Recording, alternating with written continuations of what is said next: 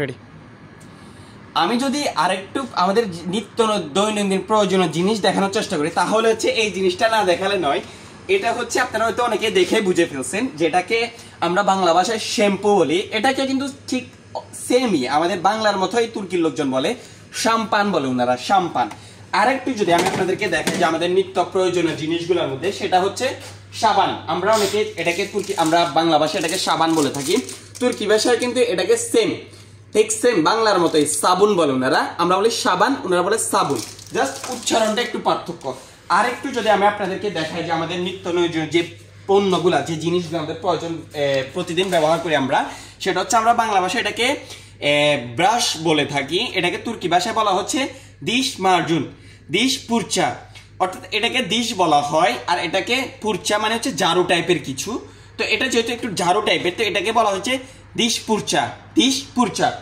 আর যেটা হচ্ছে টুথপেস্ট আমরা ব্যবহার করে থাকি, এটা দাঁত মাজার কাজে আমরা বলে থাকি টুথপেস্ট, ওনারা বলে হচ্ছে দিশ মাজুন। মাজুন মানে হচ্ছে ওষুধ টাইপের কিছু, অর্থাৎ এটা বোঝানো হয়। আবার আমি যদি আপনাদেরকে বলি যে আমাদের আসলে সবসময় প্রয়োজনীয় অনেকের লাগে, আমরা হচ্ছে বন্ধু বান্ধব যখন আড্ডা দিই, আড্ডার মাঝে তো কোলা থাকেই, তো কোলা হচ্ছে আমরা গ্লাসে করে খাই, এটাকে আমরা বাংলা ভাষায় গ্লাস বলি, তুর্কি ভাষায় এটাকে বারদাক বলা হয়।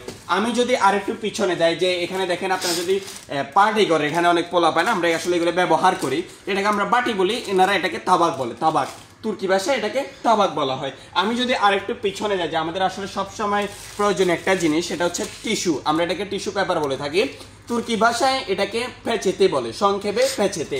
পেচেতে মানে হচ্ছে এই টিস্যু অর্থাৎ টয়লেট পেপার, এই টাইপের কিছু বোঝায়। আরেকটা যেটা আমাদের আসলে বাংলাদেশিদের বিশেষ করে অনেক প্রয়োজনীয় জিনিস, সেটা হচ্ছে চাউল। আমরা আসলে যেহেতু 3 বেলা আমরা ভাত খাই, আমরা মাছে ভাতে বাঙালি, তো আমাদের তো চাউল ইম্পর্টেন্ট। তো চাউলকে তুর্কি ভাষায় কি বলা হয়? চাউলকে তুর্কি ভাষায় বলা হচ্ছে ফিরিঞ্চ, ফিরিঞ্চ। আপনি যদি কোনো মার্কেটে গিয়ে চাউল কোথায় এটা জিজ্ঞেস করতে চান তাহলে কিভাবে করবেন? ফিরিঞ্চ লের নেরদে, নেরদে মানে হচ্ছে কোথায়, ফিরিঞ্চ লের মানে চাউলগুলো নেরদে কোথায়। আচ্ছা, এখানে হচ্ছে নুডলস রাখা আছে, অনেক টাইপের নুডলস, তো এটাকে তুর্কি ভাষায় মাকারনা বলা হয়, নুডলসদেরকে তুর্কি ভাষায় মাকারনা বলা হয়। আমি যদি আরেকটু পিছনে আসি, আসলে আমরা যেহেতু মাছে ভাতে বাঙালি, তো আমরা হচ্ছে ঝাল টাইপের যেই মশলা জাতীয় এগুলা কিন্তু আমরা অনেক পছন্দ করি। তো মশলাকে তুর্কি ভাষায় একসাথে বাহারাত বলা হয়, বাহারাত মানে হচ্ছে মশলা, বাহারাতলের নেরদে। এখানে আপনার মরিচ আছে, মরিচকে বিবার বলা হয়, তারপরে যে আরো বিভিন্ন টাইপের জিনিস আছে, এটা বিভিন্ন নাম আছে, এটা যদি আমি বলি ভিডিও অনেক লম্বা হয়ে যাবে, আপনারা তো ধৈর্য হারা হয়ে যাবেন। তো এক কথাই বাহারাতলার। এখানে অনেক সস রাখা আছে, যেটাকে তুর্কি ভাষা আসলে সালচা বলা হয়, এটা হচ্ছে টমেটোর সস, এটাকে সালচা বলা হয়, টমাটের সালচা। তারপর যেখানে মরিচের সস রাখা আছে, এগুলাতে বিবার সালচা বলা হয়। এই বিভিন্ন টাইপের অনেকগুলা আপনার যে মশলা এটা রাখা আছে, এটাকে বাহারাত বলা হয়। আমি যদি আরেকটু পিছনে আসি, যে আমাদের আসলে খাবারের মধ্যে যেটা সবচাইতে বেশি ইম্পর্টেন্ট এবং প্রয়োজনীয়, যেটা না দিলে খাবারের স্বাদ আসে না, সেটা হচ্ছে লবণ। আমরা বাংলা ভাষায় এটাকে লবণ বলি, কিন্তু তুর্কি ভাষায় এটাকে থুজ বলা হয়, থুজ, থুজ হচ্ছে লবণ। আরেকটা হচ্ছে আমাদের বিশেষ করে প্রবাসীদের যেটা সব সময় কাজে আসে, অর্থাৎ সঙ্গে রান্না ভাতের সাথে, সেটা হচ্ছে ডিম। আমরা বাংলা ভাষায় ডিম বলি, এটাকে তুর্কি ভাষায় বলা হচ্ছে ইমুর্তা, ইমুর্তা, তুর্কি ভাষায় এটাকে ইমুর্তা বলে। আরেকটা বিষয় হচ্ছে আমরা অনেকেই আসলে মাঝে মধ্যে একটু চেষ্টা করি ভালো টালো খাওয়ার, একটু চিকেন খাওয়ার, একটু গোশত খাওয়ার, তো আমরা এটাকে তুর্কি ভাষা, আমরা এটাকে বাংলা ভাষায় বলে থাকি মাংস সাধারণত, অথবা কেউ গোশত বলে, যেটাই হোক। এটাকে তুর্কি ভাষা বলা হচ্ছে এটাকে তুর্কি ভাষায় তাউক বলা হয়, তাউক, যেটা মুরগির মাংস বোঝানো হয়। এই ক্ষেত্রে কিন্তু আপনি যদি গরুর মাংস বুঝান, তাহলে কিন্তু এখানে এই যে দেখেন গরুর মাংস রাখা আছে, একটু যদি ক্লোজ করেন, এখানে গরুর মাংস রাখা আছে, গরুর মাংসকে কিন্তু তুর্কি ভাষায় এত বলা হয়, এত, এত মানে হচ্ছে গরুর মাংস। তো এইখানে যদি আমি একটু আপনাদেরকে দেখানোর চেষ্টা করি, যে এখানে আসলে অনেকগুলা যে সালাতা, অর্থাৎ সালাতা আমরা যেটাকে সালাদ বলি, তো এটা রাখা আছে, এগুলোতে এটা ওনারা সালাতাই বলে। আমি ইম্পর্টেন্ট যে বিষয়টা আপনাদের সাথে দেখানোর চেষ্টা করতেছি এতক্ষণ পর্যন্ত, সেটা হচ্ছে সবজি এবং ফ্রুটস। এই বিষয়গুলোর নামগুলো আমি আপনাদেরকে একটু একটু করে বলবো। এটাকে আমরা বাংলা ভাষায় লেবু বলি, এটাকে তুর্কি ভাষায় লিমন বলা হয়। এটাকে আমরা বাংলা ভাষায় অ্যাপেল বলি, তুর্কি ভাষায় এটাকে এলমা বলা হয়। এটাকে আমরা বাংলা ভাষায় নেশপতি বলি, এটাকে তুর্কি ভাষায় আরমুদ বলা হয়। এটাকে বাংলা ভাষায় আমরা আনারস বলি, তুর্কি ভাষায় এটাকে আনানাস বলা হয়। এটা আসলে বাংলাদেশে আছে কিনা আমি জানি না, এটাকে তুর্কি ভাষায় জান্নাত হুরমা বলা হয়। তারপর এটাও বাংলাদেশে আছে কিনা আমি জানি না, এটা তুর্কিশ একটা ফল, এটাকে তুর্কি ভাষায় কিবি বলা হয়। এটা তো বাংলাদেশে অবশ্যই আছে, আমাদের সকলের প্রিয় খাবার, বিশেষ করে রমজান মাসে।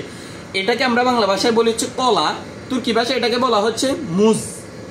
এটা তো আপনারা অনেকেই চিনেন, কমলা, আমরা বাংলা ভাষায় বলি কমলা, তুর্কি ভাষায় এটাকে বলা হচ্ছে মান্দালিনা।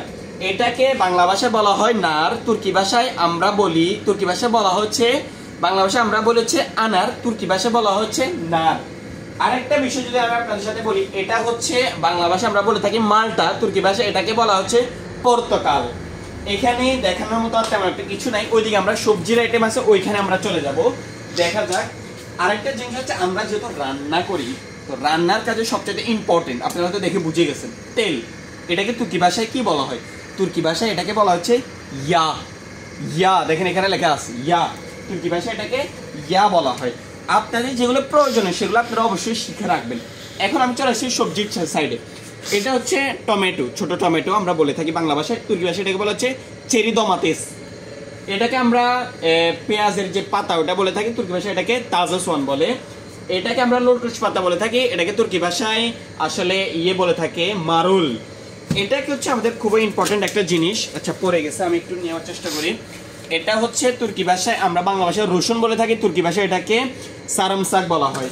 এটাকে আমরা আদা বলে থাকি বাংলা ভাষায়, তুর্কি ভাষায় এটাকে জেনজাফিল বলা হয়। তারপরে আমরা এটাকে আসলে ধনিয়া পাতা বলে থাকি, এটাকে তুর্কি ভাষায় দেরিয়তো বলা হয়। আরেকটা বিষয় যদি আমি দেখি যে আপনাদেরকে, এটাকে আমরা বাংলা ভাষায় গাজর বলে থাকি, বাংলা ভাষায়, তুর্কি ভাষায় এটাকে হাউচ বলা হয়। আরেকটা যদি দেখাই, এটাকে আমরা অনেকে আসলে দুন্দুল, বিভিন্ন জন বিভিন্ন টাইপে ডাকে, আমরা দুন্দুল ডাকি। তুর্কি ভাষায় এটাকে তুর্কি ভাষায় এটাকে বলা হচ্ছে তাজে তাজে কাবাক। আচ্ছা আমি ভুলে গেছি নামটা, তাজে কাবাক বলা হয় এটাকে। এটাকে আমরা বাংলা ভাষায় বেগুন বলে থাকি, তুর্কি ভাষায় এটাকে হচ্ছে পাতলিজান বলা হয়।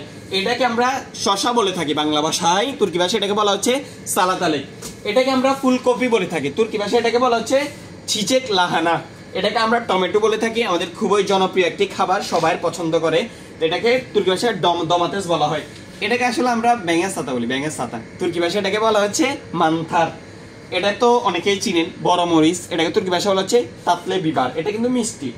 আরেকটা প্রয়োজন আমাদের রান্নার কাছে যে দুইটা সবচেয়ে ইম্পর্টেন্ট, সেটা হচ্ছে আলু আর পেঁয়াজ।